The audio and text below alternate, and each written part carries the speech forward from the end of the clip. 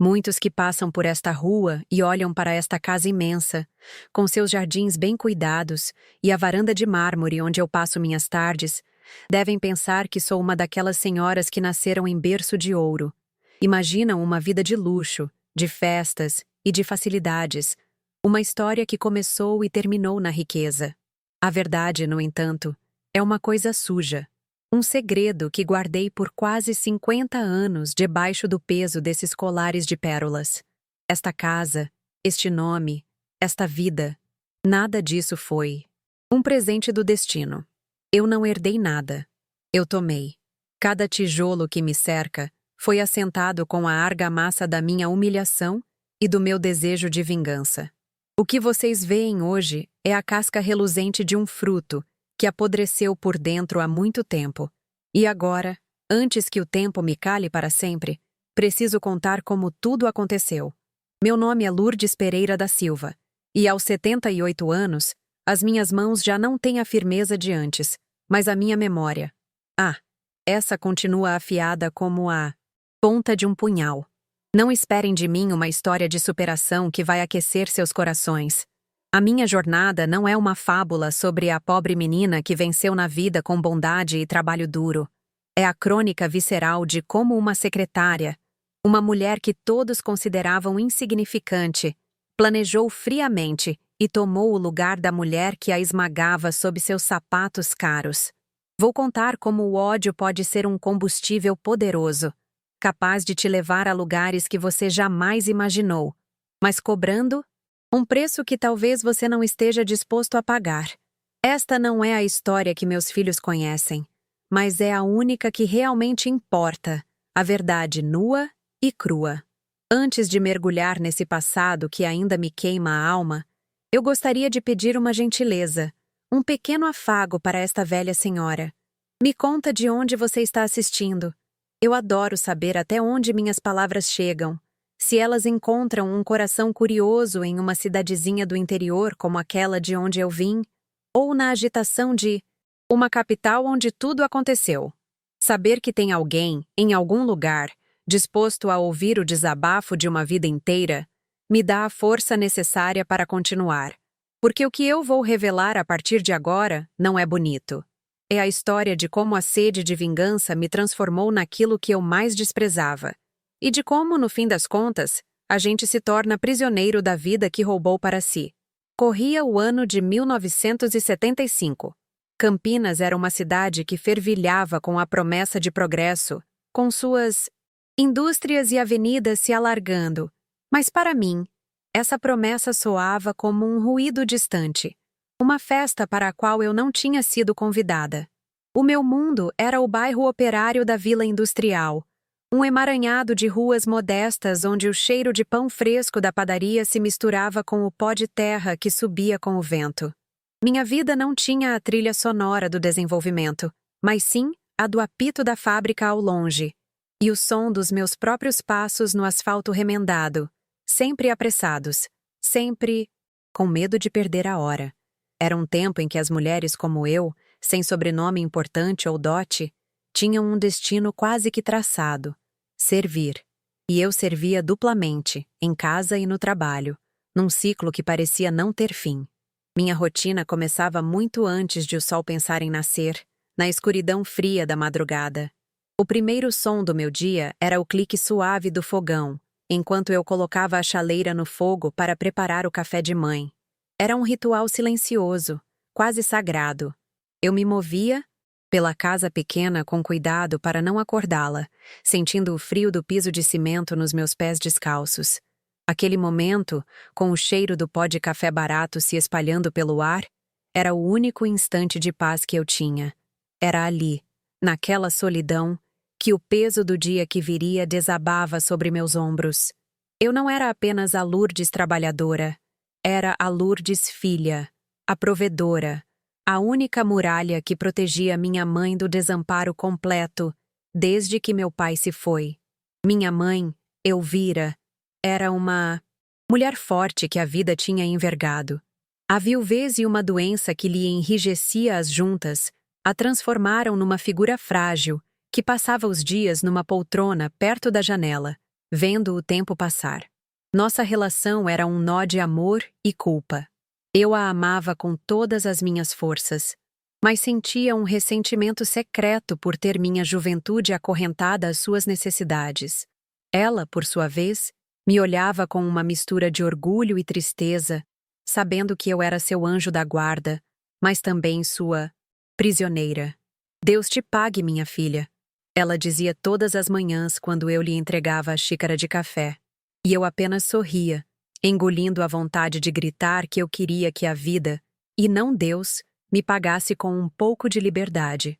O ônibus para o centro era a segunda etapa da minha jornada diária, e era um inferno sobre rodas. Eu me espremia entre corpos suados e olhares cansados, cada um carregando seu próprio fardo de frustrações. O cheiro de metal, suor e perfume barato impregnava o ar, e o balanço do veículo me deixava enjoada. Naqueles 40 minutos de viagem, eu me sentia completamente invisível, apenas mais um rosto na multidão, mais uma peça na engrenagem que fazia a cidade funcionar. Eu observava as outras mulheres, algumas mais velhas, outras mais novas, e me perguntava se elas também sentiam aquele vazio, aquela sensação de que seus dias estavam sendo roubados um a um, sem que pudessem fazer nada para impedir. O ônibus era uma metáfora da minha existência. Lotado, desconfortável e sem rota de fuga. Saltar do ônibus e caminhar até o edifício Montenegro era como atravessar um portal para outro universo. A construtora se erguia como um gigante de concreto e vidro, um monumento ao poder e ao dinheiro que governavam aquela cidade. Eu sempre entrava pela porta lateral, a dos funcionários. Um acesso discreto que nos lembrava de nosso lugar. O ar lá dentro era diferente, frio, com um cheiro artificial de limpeza e de carpete novo. O barulho da rua era substituído por um silêncio imponente, quebrado apenas pelo som dos saltos caros no mármore polido e pelo zumbido dos elevadores. Eu sentia um calafrio toda vez que entrava ali, uma sensação de ser uma intrusa, uma peça inadequada que, por algum engano, tinha sido colocada num tabuleiro de gente importante. Minha mesa ficava na recepção do terceiro andar, um purgatório de fórmica bege e telefone preto que não parava de tocar. Meu trabalho era um balé de tarefas repetitivas: atender ligações, datilografar, relatórios com uma máquina de escrever barulhenta que emperrava as teclas e, principalmente, sorrir. Eu precisava sorrir para os engenheiros que passavam por mim sem me dar bom dia, para os diretores que me entregavam pilhas de documentos como se eu fosse uma extensão da mesa e para os clientes que me tratavam com a impaciência de quem não tem tempo a perder com subalternos. Eu era a moça da recepção, uma figura sem nome e sem história para a maioria deles. A tensão ali era sutil, mas constante, disfarçada na polidez forçada e no medo coletivo de cometer um erro. A hierarquia da empresa era clara e cruel. No topo, inalcançáveis, estavam os Montenegro. Abaixo deles, os diretores e engenheiros, homens importantes que decidiam o destino de grandes obras. E na base, estávamos nós, a infantaria, as secretárias, os contínuos, o pessoal da limpeza. Nós, que conhecíamos os segredos, as fofocas e as verdadeiras personalidades por trás das portas fechadas. E, acima de todos, como rainha em seu trono, pairava a figura de Beatriz Montenegro. Naquela época, eu ainda não era sua secretária pessoal, mas já sentia o rastro de seu poder. Quando ela passava pelo andar, o corredor se esvaziava, as conversas cessavam e todos baixavam a cabeça, como se a simples presença dela exigisse uma reverência silenciosa e amedrontada. Beatriz era a personificação de tudo o que eu jamais seria. Alta, loira, sempre vestida com uma elegância que parecia insultar a minha simplicidade. Ela não andava, deslizava pelos corredores, deixando para trás um perfume caro que anunciava sua chegada e marcava sua ausência.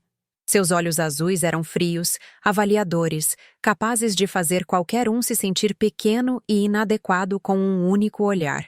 Ela era a esposa do dono, mas todos sabiam que era ela quem realmente comandava tudo com pulso de ferro. Eu a observava de longe, com uma mistura doentia de inveja e repulsa. Ela representava um mundo de poder, de liberdade e de respeito que para mim era tão distante e inatingível quanto a lua no céu. O contraste entre minha vida no trabalho e em casa era brutal. Ao final do expediente, eu fazia o caminho de volta, despindo-me da secretária sorridente para vestir novamente a pele da filha cansada. O ônibus da volta parecia ainda mais lento e opressivo.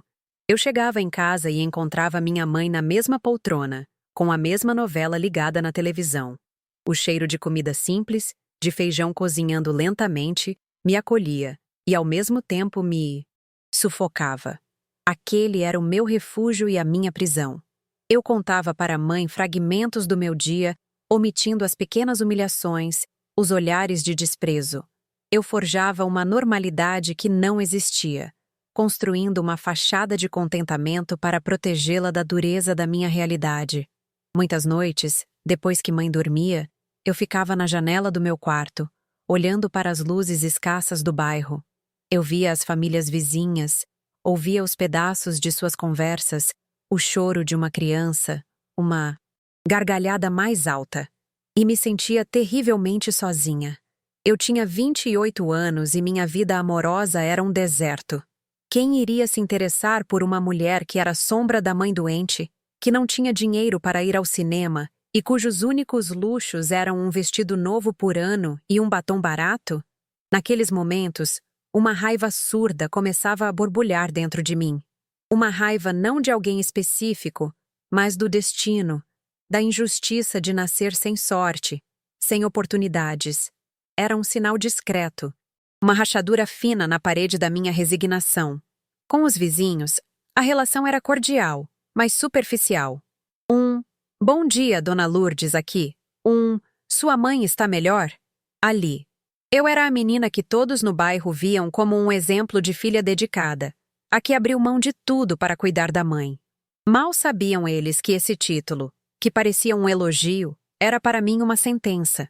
Eu sentia os olhares de pena, a compaixão que me diminuía ainda mais. Eu não queria ser um exemplo de sacrifício.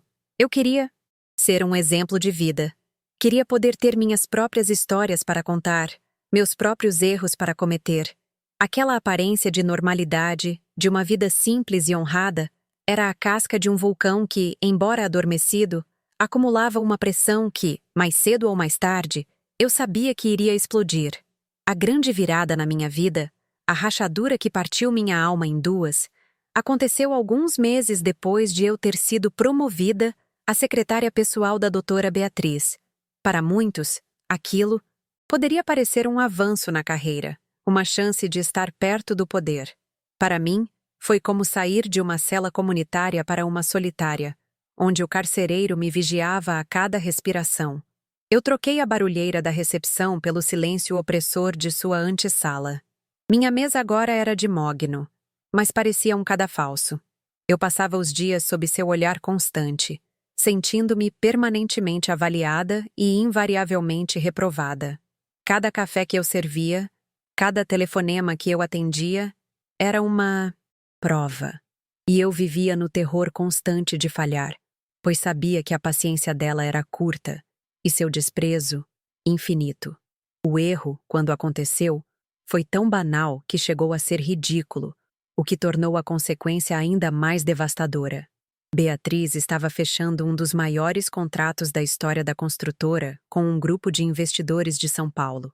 Minha responsabilidade era cuidar de cada detalhe da visita deles, desde as passagens aéreas até a reserva no restaurante mais caro da cidade. Para o jantar de encerramento, em meio a uma semana de pura insanidade, com dezenas de outras tarefas urgentes e a pressão esmagadora para que tudo fosse perfeito, o detalhe da confirmação da reserva do restaurante se perdeu. Foi um lapso, um grão de areia esquecido numa praia de obrigações. Eu estava exausta, dormindo mal, assombrada pelo medo de decepcioná-la. E foi exatamente esse medo que me paralisou e me fez cometer a falha fatal. A descoberta se deu da forma mais pública e cruel que se possa imaginar.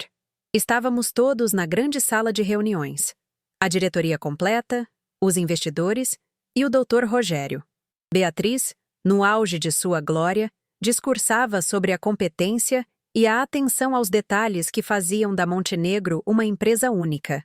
Ao final, com um sorriso teatral, ela se virou para mim e pediu que eu confirmasse o horário da nossa celebração no restaurante Le Classique. O nome do restaurante ecoou na minha cabeça e meu estômago gelou. Eu não tinha confirmado. O sangue fugiu do meu rosto.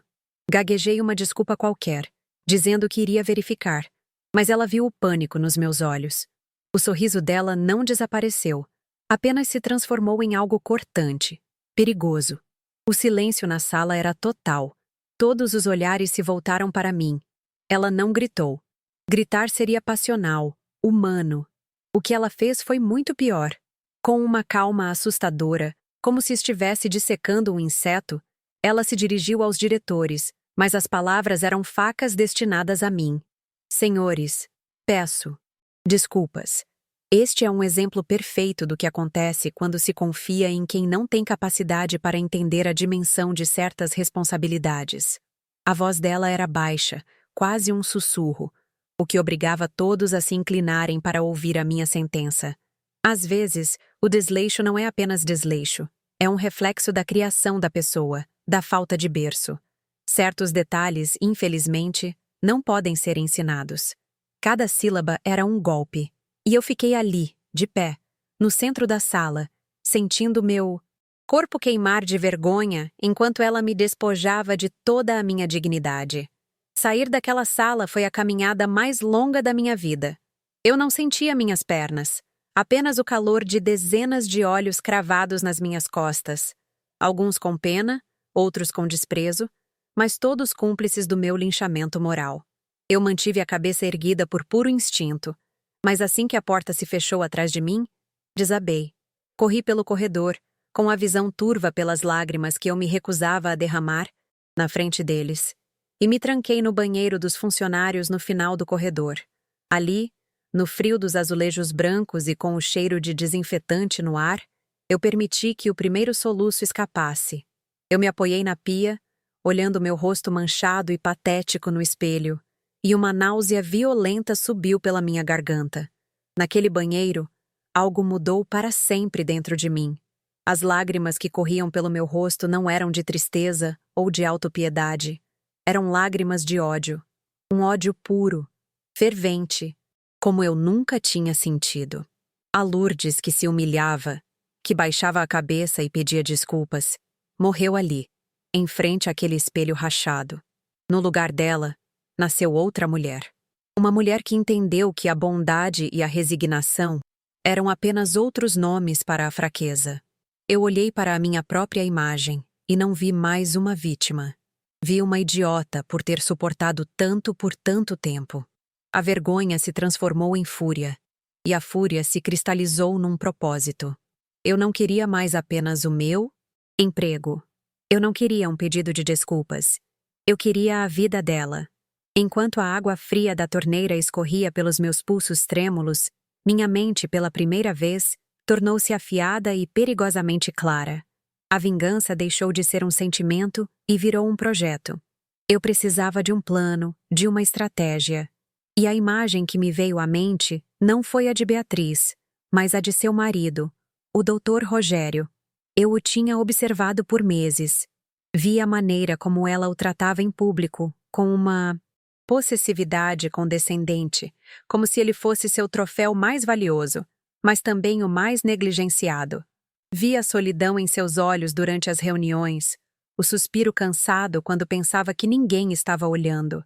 Ele era a falha na armadura perfeita de Beatriz. Ele não seria o alvo da minha vingança.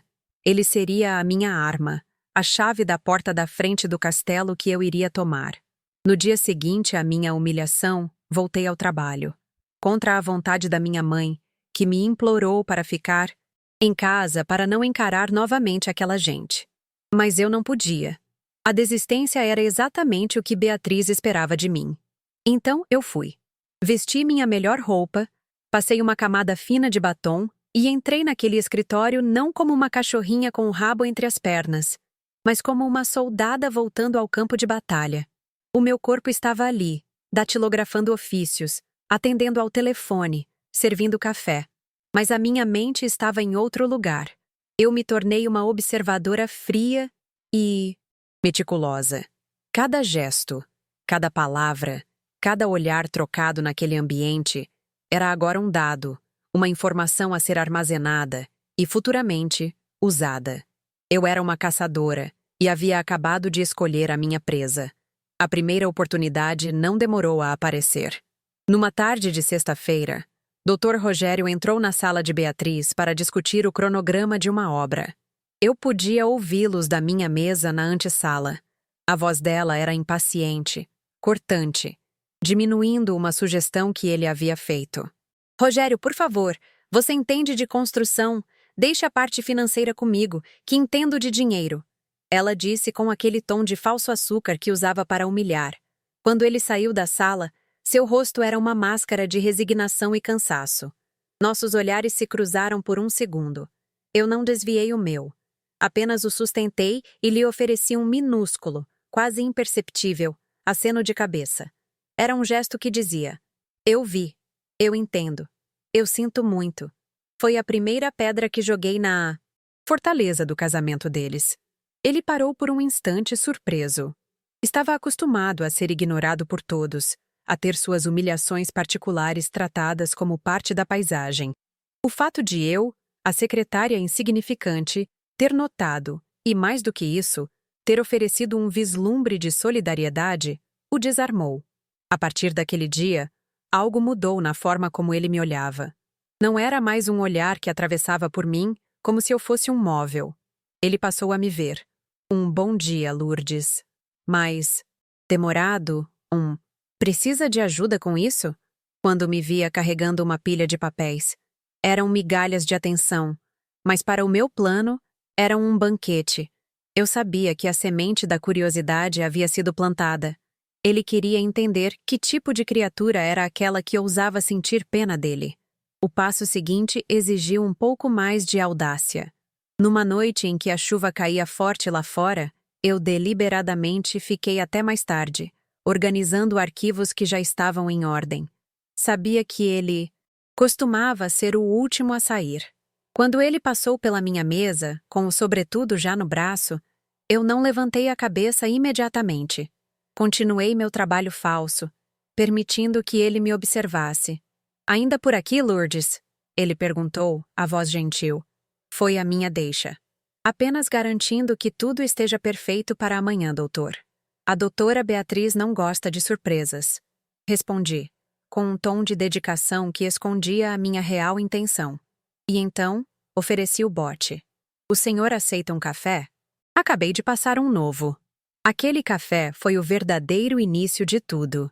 Na quietude do escritório vazio, com o som da chuva batendo nas janelas, nós conversamos pela primeira vez como duas pessoas, não como chefe e funcionária. Ele agradeceu a minha dedicação e eu aproveitei para elogiá-lo. Falei sobre como os funcionários mais antigos o admiravam, como sentiam falta de sua presença mais ativa nas decisões do dia a dia. O senhor tem um jeito de acalmar as coisas, de trazer equilíbrio, eu disse. Era uma meia-verdade, claro, mas era exatamente o que ele precisava ouvir. Eu estava me posicionando como a antítese de Beatriz. Onde ela era tempestade, eu era calmaria. Onde ela criticava, eu admirava. Eu me tornei o espelho que refletia a imagem do homem que ele desejava ser. Naquela noite, ao voltar para casa no ônibus vazio, um sentimento contraditório me invadiu. Por um lado, a euforia da caçadora que vê sua armadilha funcionar. Por outro, uma pontada de nojo de mim mesma. Doutor. Rogério era um homem bom, talvez fraco, mas fundamentalmente decente. Ele estava preso num casamento infeliz, e eu estava usando sua tristeza como uma arma. A lembrança do meu reflexo no espelho do banheiro voltou com força. Aquela mulher com o rosto manchado de ódio ainda estava ali, no comando. A minha culpa era real, mas a minha sede de vingança era maior. Eu disse a mim mesma que aquilo era uma guerra, e em guerras, as pessoas boas também se tornam monstros para sobreviver. E eu não queria, Apenas sobreviver, eu queria vencer. Nossas conversas noturnas se tornaram um ritual. 1, 2 vezes por semana, eu encontrava uma desculpa para ficar até mais tarde. E ele, ansioso por aquele refúgio, também adiava sua volta para casa. Ele começou a desabafar. Falou sobre o início do casamento, quando o amor que sentia por Beatriz ainda não havia sido soterrado pela ambição dela. Falou sobre como se sentia um coadjuvante na própria vida, um príncipe consorte sem função real no império. Montenegro. Ele me contou sobre a solidão esmagadora que sentia naquela mansão fria e silenciosa, onde a esposa o tratava mais como um sócio do que como um marido. E eu ouvia. Eu não dava conselhos, não criticava Beatriz. Apenas ouvia, com uma atenção que ele não recebia de mais ninguém. Eu me tornei a especialista em sua solidão. Aprendi a ler suas hesitações, a entender o que ele não dizia com palavras. Eu era um oásis de paz no meio do seu deserto emocional. Para ele, eu era a Lourdes gentil, compreensiva, a única alma naquele prédio de concreto que o enxergava de verdade. Para mim, cada confissão dele era uma peça do quebra-cabeça que eu montava para destruir sua esposa. Eu descobri suas fraquezas, seus medos e, mais importante, seus desejos. Ele ansiava por ser admirado, por ser visto como o homem forte e capaz que Beatriz insistia em diminuir. E eu lhe entreguei essa admiração em doses homeopáticas, cuidadosamente calculadas, como quem administra um veneno doce e viciante. A fronteira física foi cruzada numa noite particularmente pesada. Ele havia tido uma briga terrível com Beatriz por telefone. E eu ouvi tudo da minha mesa. Quando ele desligou, estava pálido, derrotado. Fui até sua sala com um copo d'água, sem pedir licença. Ele estava sentado na escuridão, com a cabeça entre as mãos. Sentei-me na cadeira em frente a ele e ficamos em silêncio por um longo tempo. Então, ele ergueu o rosto, com os olhos marejados, e disse: "Eu não aguento mais, Lourdes. Eu estou tão cansado." E num gesto de puro desespero, ele estendeu a mão sobre a mesa e segurou a minha. O toque da sua pele na minha foi um choque elétrico. Era o ponto de não retorno. A caçada havia acabado. A sedução havia começado. O beijo aconteceu na semana seguinte, no mesmo local. Depois de outra longa conversa, ele me acompanhou até a porta. A tensão entre nós era quase palpável. Ele se aproximou, hesitante, e eu não recuei. O beijo não foi ardente ou apaixonado, como nos filmes. Foi um beijo triste, desajeitado, o encontro de duas solidões. Tinha gosto de café e de desespero. Naquele momento, no chão frio do escritório da mulher que eu odiava, eu a derrotei pela primeira vez. Enquanto os lábios dele estavam nos meus, eu mantive meus olhos abertos encarando o logotipo da construtora Montenegro na parede de vidro. Eu não estava beijando Rogério. Eu estava beijando o poder, o nome, a vida que em breve seria minha. Aquele beijo foi a assinatura no meu contrato de vingança. Começou, então, a minha vida dupla, uma existência esquizofrênica que exigia uma concentração de atriz premiada. De dia, eu era a secretária eficiente e submissa, suportando as farpas de Beatriz com uma serenidade que a intrigava. Eu era impecável, antecipava suas necessidades, nunca mais cometi um único erro. À noite, em quartos de hotel baratos na periferia da cidade ou no banco de trás do carro dele, em alguma rua escura, eu me transformava na amante carinhosa, na mulher que o entendia e o desejava. A dificuldade prática de manter o segredo era imensa, um jogo de nervos constante. O medo da descoberta era o tempero que tornava cada encontro roubado mais intenso e perigoso. As pessoas ao meu redor notaram a mudança, mesmo sem entender a causa.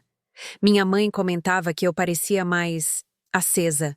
"Seus olhos estão brilhando, filha. Arrumou um namorado?" Ela perguntava, com uma esperança que me partia o coração. Eu apenas sorria e desconversava. Com o dinheiro que Rogério insistia em me dar, disfarçado de pagamento por horas extras, comecei a me cuidar mais. Comprei vestidos novos que delineavam meu corpo, um perfume francês que substituía a lavanda barata de sempre. Eu estava me vestindo para o papel que pretendia assumir. Cada peça de roupa, cada gesto mais confiante era um ensaio para a minha futura vida como a senhora Montenegro. Eu estava construindo a nova Lourdes sobre os escombros da antiga. Trabalhar para Beatriz tornou-se a arena da minha guerra psicológica particular.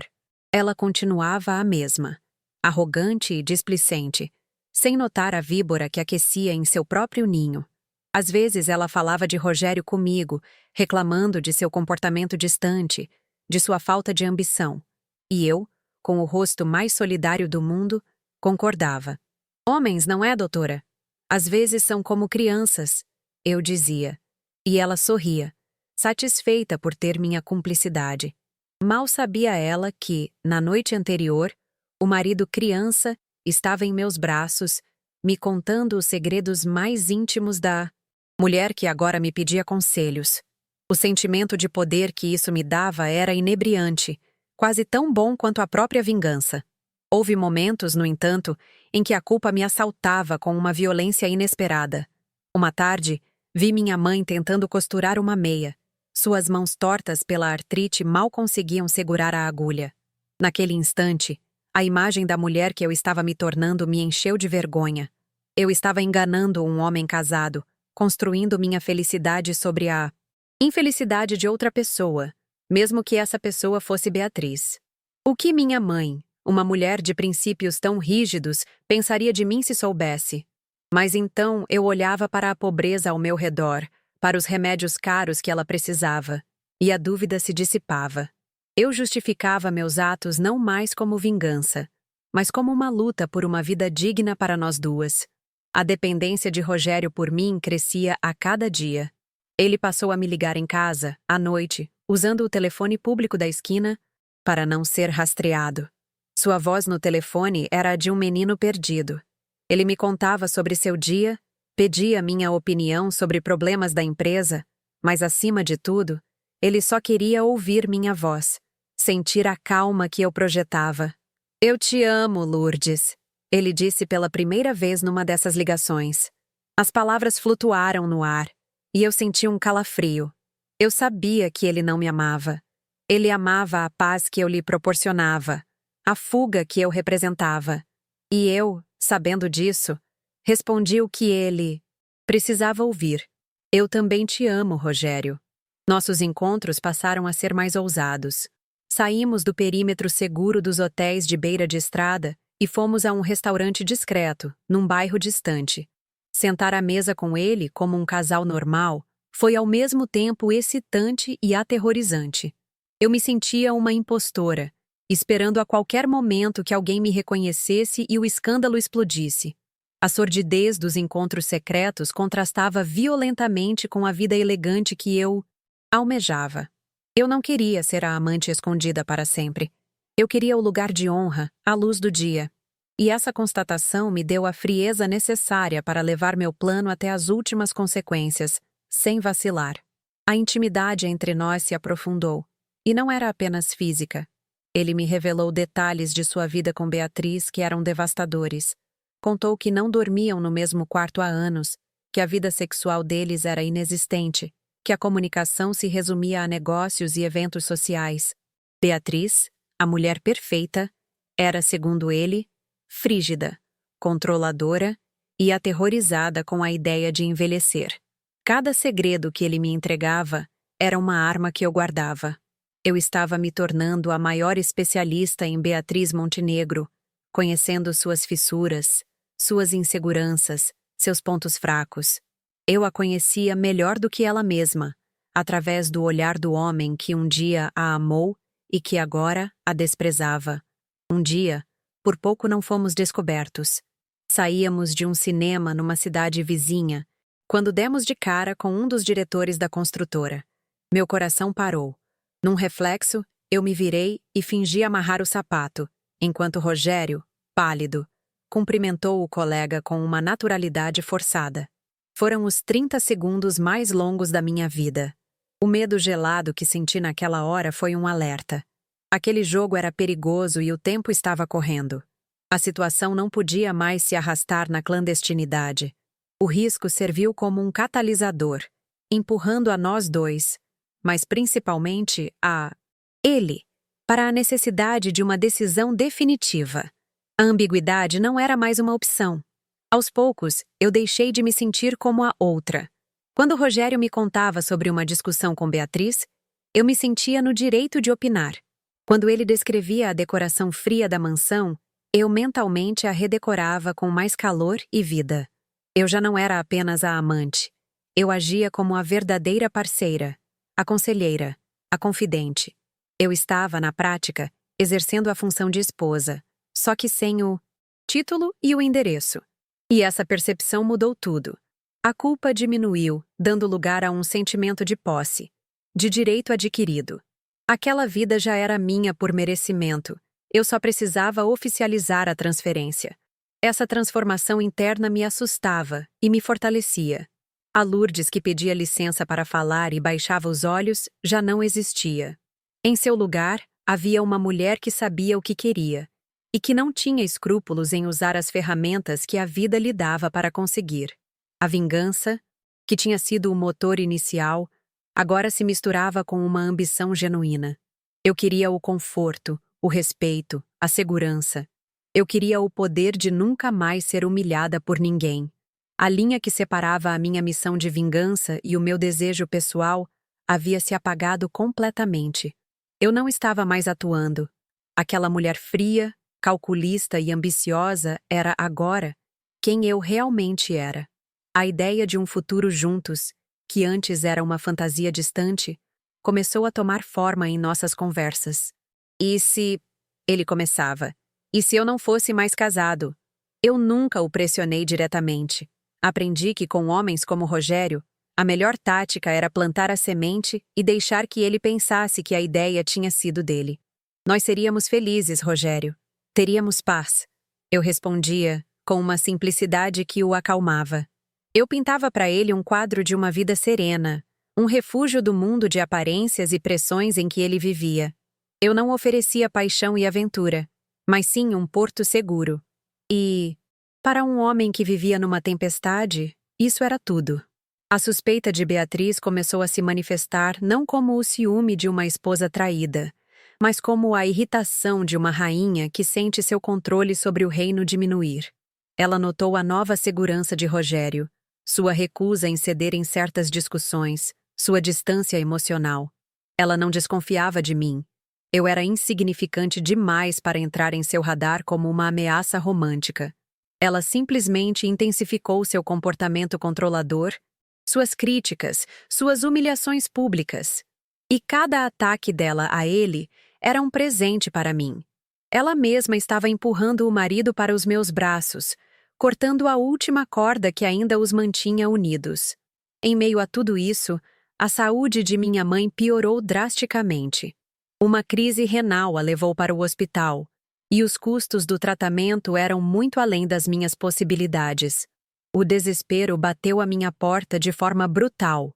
Era a realidade me mostrando que meu jogo de sedução e vingança tinha consequências de vida ou morte.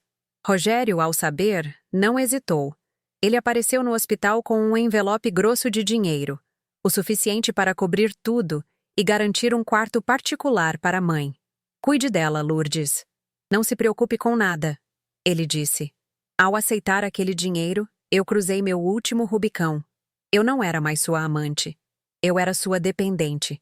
E a minha dívida com ele só poderia ser paga com lealdade absoluta ao nosso plano. Aquele gesto selou nosso pacto. Agora, a minha luta não era apenas por orgulho ferido, mas pela vida da minha mãe. A vingança e a necessidade se fundiram numa força irresistível. Uma noite, Rogério me levou de carro até o Morumbi, o bairro onde ele morava. Ele parou numa rua escura, no alto de uma colina, e apontou para uma luz no meio de um jardim imenso. É ali, ele disse. É a minha casa. O nosso futuro. Olhar para aquela fortaleza de luz e sombras, tão perto e ao mesmo tempo tão distante, materializou meu objetivo. Não era mais uma ideia abstrata. Era um lugar, um destino, e eu jurei a mim mesma, em silêncio, que eu entraria por aquela porta da frente, não importasse o custo. Minha influência sobre ele cresceu para além do pessoal. Com o conhecimento que eu tinha dos bastidores da empresa, comecei a lhe dar conselhos estratégicos. Alertava-o sobre quais diretores eram leais a Beatriz, quais projetos eram mais arriscados, quais funcionários mereciam confiança. Ele, que sempre fora ofuscado pela esposa, começou a se destacar nas reuniões, a tomar decisões mais assertivas. Ele estava se tornando o homem que eu o incentivei a ser, e isso o tornava ainda mais grato e dependente de mim. Eu não estava apenas roubando seu coração, estava me tornando seu cérebro, sua conselheira mais próxima, sua verdadeira parceira em todos os sentidos da palavra. O confronto inevitável entre ele e Beatriz aconteceu numa noite de domingo. Ele me ligou depois, a voz trêmula de adrenalina e medo. Ela o havia encurralado, perguntando o que estava acontecendo. Por que ele estava tão diferente? Ele não confessou a traição, mas pela primeira vez na vida, não recuou. Ele a confrontou sobre a infelicidade deles, sobre o vazio do casamento. A briga, segundo ele, foi apocalíptica. Foi a declaração de guerra. Ao me contar, ele buscava meu apoio, minha confirmação de que tinha feito a coisa certa.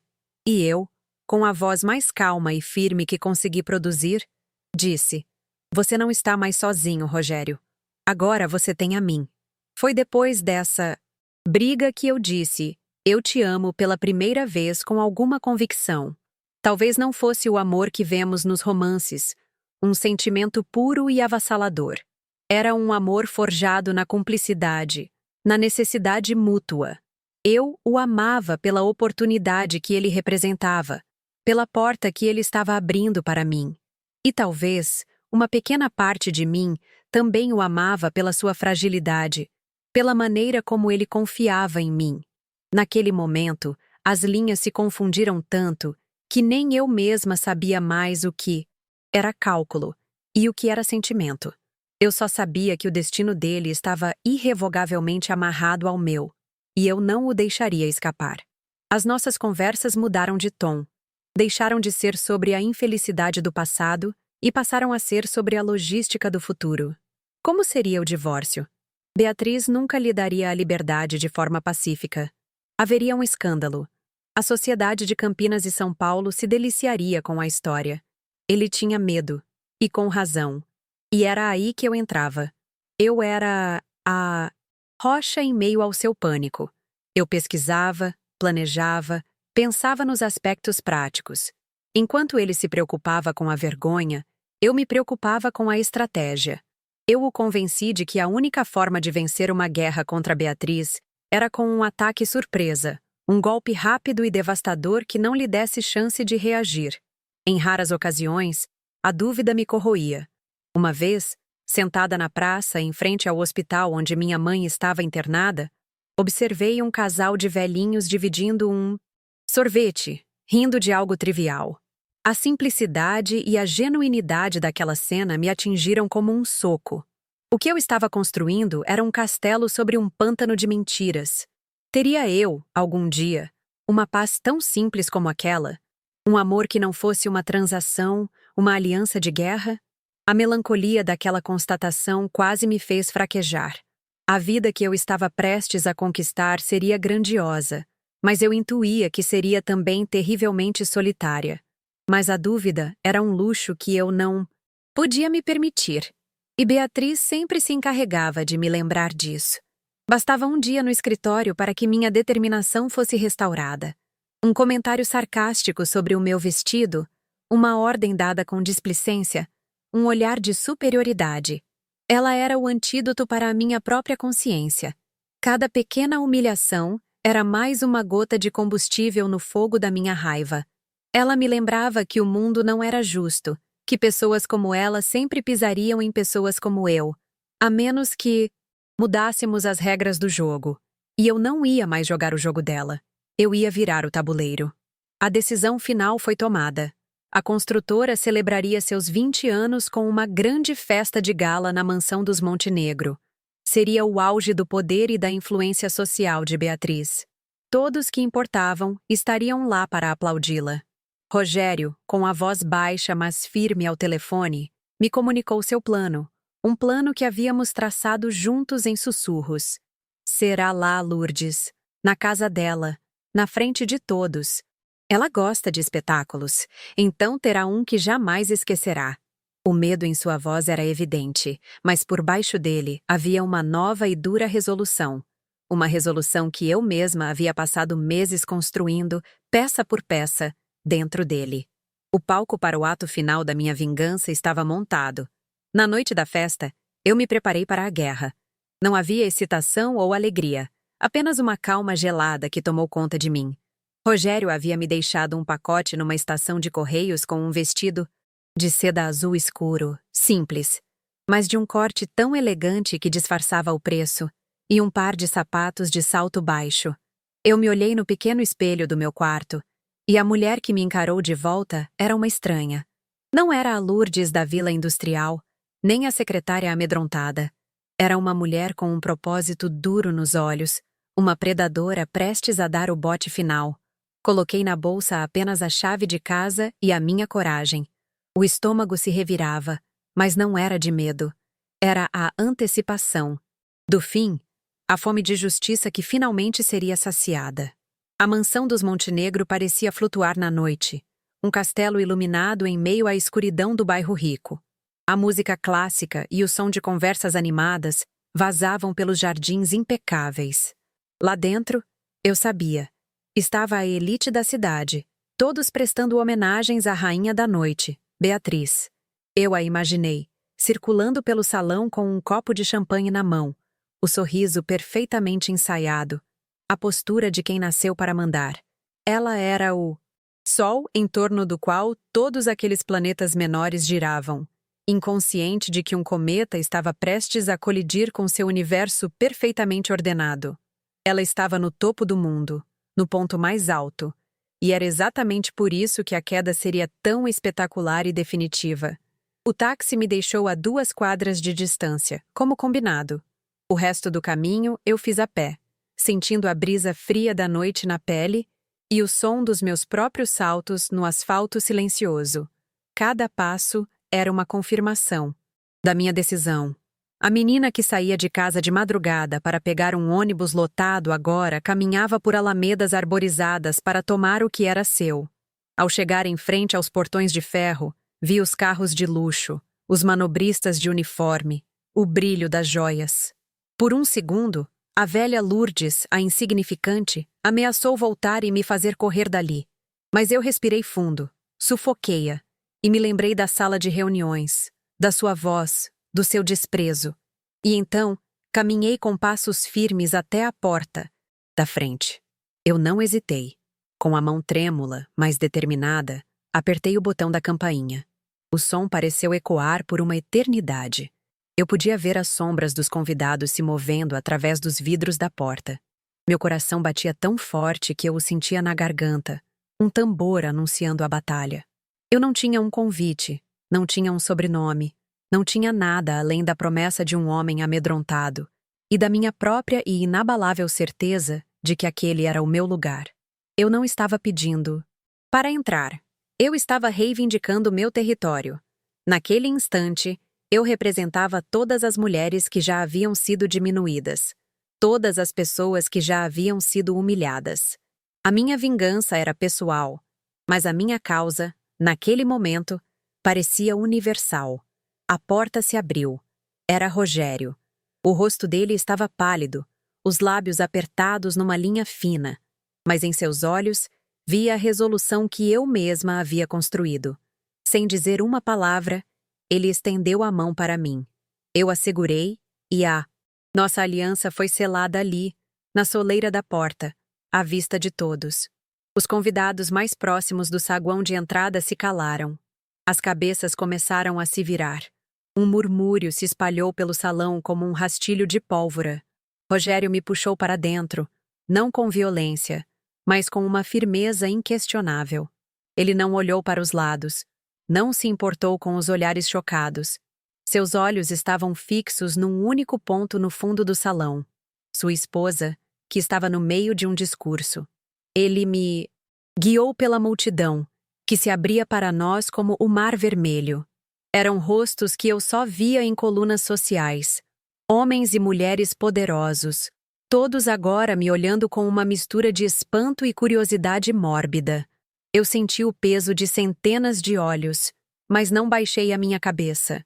Mantive o queixo erguido, a mão firme na de Rogério, e caminhei como se estivesse num corredor que me pertencia. A cada passo, eu sentia a minha antiga vida de humilhação se desfazendo atrás de mim, queimando como uma ponte. Eu não olhava para as pessoas. Meu foco era ela. Beatriz no seu pedestal, com seu vestido de grife, a voz ainda ressoando no microfone, mas já perdendo a força. Se essa parte da minha história te tocou, a parte em que a invisível se recusa a ser invisível, deixa seu comentário. Eu leio tudo com muito carinho. Beatriz parou de falar. A frase sobre o futuro promissor da empresa morreu em seus lábios. Ela nos viu. Primeiro, a confusão em seus olhos. Depois, a irritação, por ter seu momento de glória interrompido. E por fim, quando viu a minha mão entrelaçada na de seu marido, uma expressão que eu nunca esquecerei. O mais puro e gélido terror. Rogério não parou. Ele subiu os 2 degraus do pequeno palco, ainda me puxando pela mão, e parou ao lado dela. Pegou o microfone do suporte, e o gesto foi tão definitivo, tão cheio de uma autoridade que ninguém jamais tinha visto nele, que um silêncio absoluto e pesado caiu sobre o salão. O único som era o zumbido do equipamento de áudio. Com a voz surpreendentemente calma e alta, amplificada para que todos ouvissem, ele começou. Beatriz, ele disse, e o nome dela soou como uma sentença. Acabou. Um suspiro coletivo percorreu a plateia. Quero agradecer a presença de todos aqui esta noite. Mas, antes de continuarmos a celebração, preciso corrigir uma injustiça que já dura anos demais. Ele fez uma pausa, olhou para a multidão, e então seus olhos voltaram para a mulher petrificada ao seu lado. Ele ergueu a nossa mão unida, como um troféu. Este casamento de aparências termina hoje, e eu quero apresentar a todos a verdadeira senhora do meu coração. E a partir desta noite, a única senhora desta casa, a Lourdes. A máscara de Beatriz se desintegrou.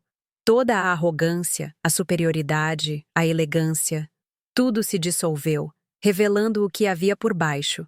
Uma mulher frágil, apavorada e, pela primeira vez na vida, completamente impotente. A cor sumiu de seu rosto, deixando-a com uma palidez de morte. Seus lábios se abriram e fecharam como um peixe fora d'água, mas nenhum som saiu. A humilhação que eu senti na sala de reuniões diante de 10 diretores era nada comparada a isso. A dela era ali, na frente de 200 dos seus amigos, no palco do seu triunfo, transmitida pelos microfones e gravada na memória de toda a sociedade. A minha vingança não foi um prato servido frio, foi um banquete servido em chamas, no centro do seu próprio palácio. Eu não sorri, não senti prazer, não senti alegria. O que eu senti foi um vazio gelado, a sensação de que um ciclo finalmente se fechava. Olhei para ela, não com ódio, mas com uma espécie de reconhecimento final.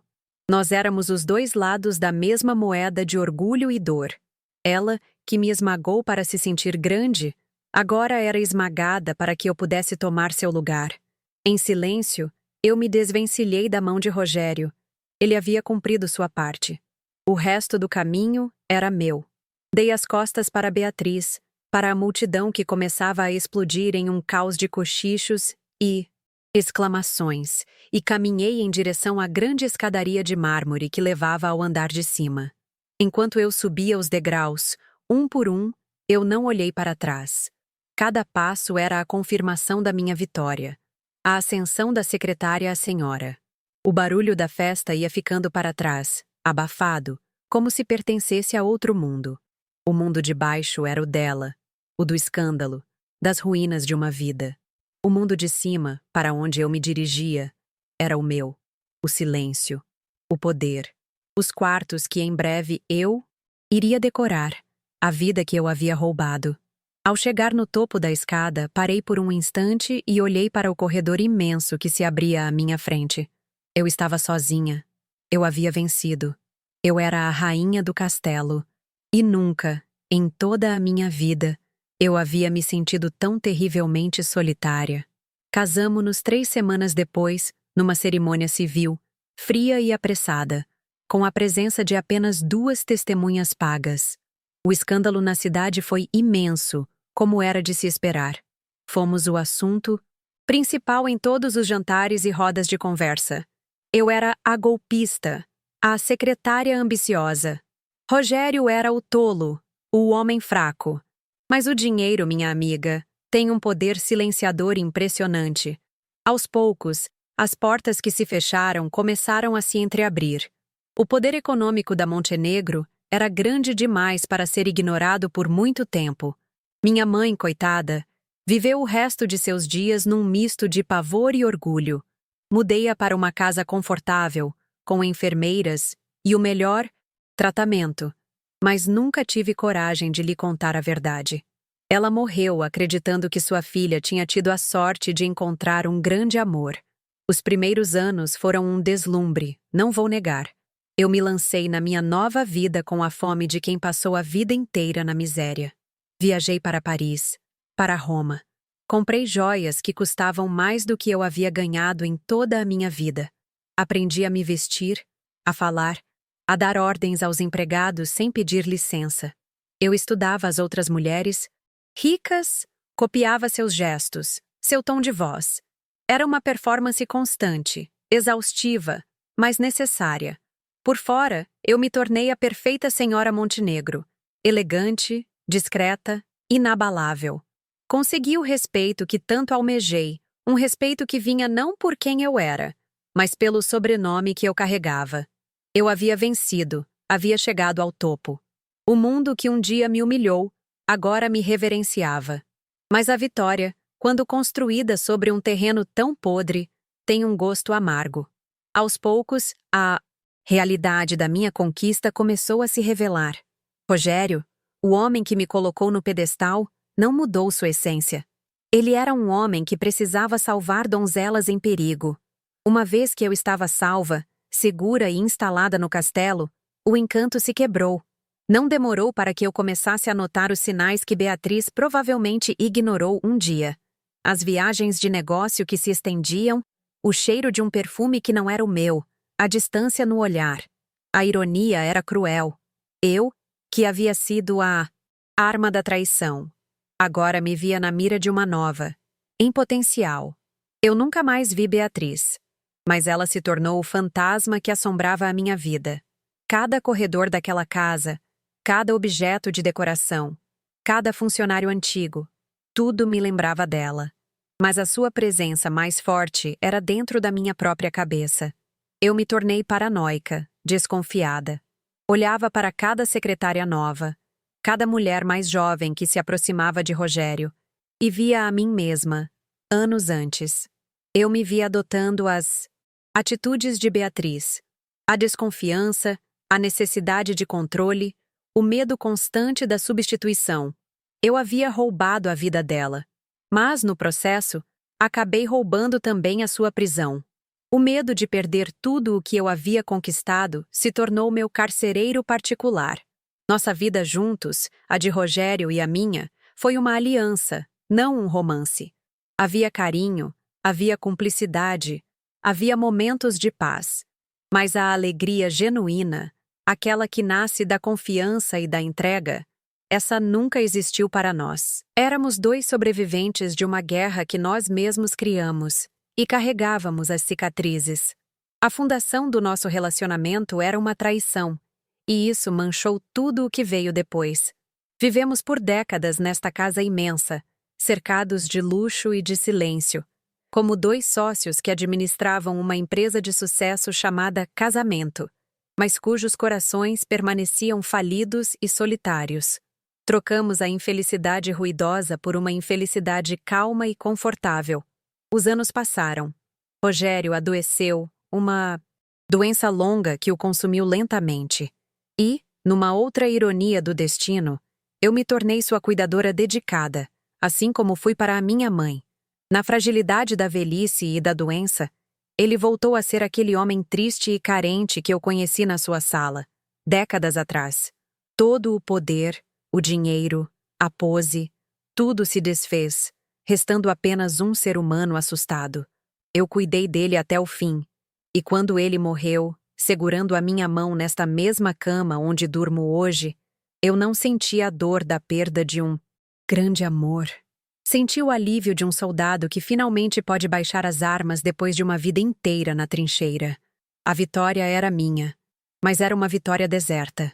Hoje, aos 78 anos, sentada nesta varanda que foi o palco dos meus sonhos, eu finalmente entendo a natureza da minha conquista. Eu não ganhei um lar. Eu conquistei uma fortaleza. E uma fortaleza, por mais segura que seja, é um lugar frio e solitário. A minha vingança, a força que me moveu por tantos anos, foi também a minha sentença. Eu tive tudo o que o dinheiro podia comprar, mas perdi a única coisa que realmente importa: a paz de espírito. Vivi cada dia da minha nova vida com o medo de que fizessem comigo o que eu fiz com outra. E essa dívida, minha filha, a alma nunca termina de pagar. Por isso, se esta minha longa e triste história servir para alguma coisa, que seja para te deixar um aviso. Cuidado com o ódio que você alimenta no seu coração, por mais justa que a sua raiva pareça. Porque às vezes, na ânsia de destruir o monstro que te feriu, você acaba se transformando num monstro exatamente igual. Você pode até vencer a batalha, pode tomar o castelo e usar a coroa. Mas vai descobrir, tarde demais, que o preço da vingança é a sua própria alma. E que não há luxo no mundo capaz de comprar de volta a pessoa que você era antes de deixar o ódio te consumir.